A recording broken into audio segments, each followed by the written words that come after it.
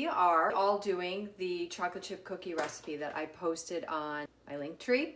It's the kind of cookie that not only was sold in a bakery, but I taught it to my beginning professional baking students, and that meant that it could be executed by a lot of people. So it's easy to make, go through the process of sort of what I would like you all to do in your homes. As I work, I move from planning, thinking, researching, writing labels, scaling, and then whenever I'm ready, I get going and I mix. So you're gonna do some research and you're going to print and pull the things that you like. Then you're going to describe the ideal. This recipe, I already know. It's going to be sweet, moist, thick, chewy in the center, and then hopefully the edges will spread out to the point where they get crusty and dark. That's where the flavor starts to come in.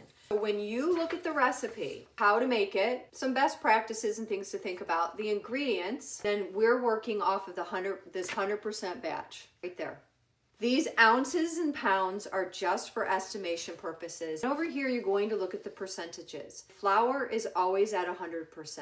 There's a lot you can do if you want to recipe develop, if you really want to dive into your favorite recipes, and if you want to tweak them just a little bit and understand how real recipe development happens. I made the recipe a couple times. The first time I baked it, I took a ton of notes. Second time, I took more notes. So I diagram it out after I read through any recipe. Even if I'm familiar with the recipe, I diagram it out. Okay, so first I will convert things to grams and then I will make labels. I use these acrylic sheets. I put the stickers onto the sheet and then I write them out. I put them onto my deli cup lids and then I use the lids to scale all of my ingredients. These are the ingredients for this recipe, but these are the eggs and the butter. And if I wanted to make this tomorrow, these would go in the refrigerator and these would stay out. I have the brown sugar wrapped because it likes to dry out. The reason that I scale this out is so that I can compare holding the recipe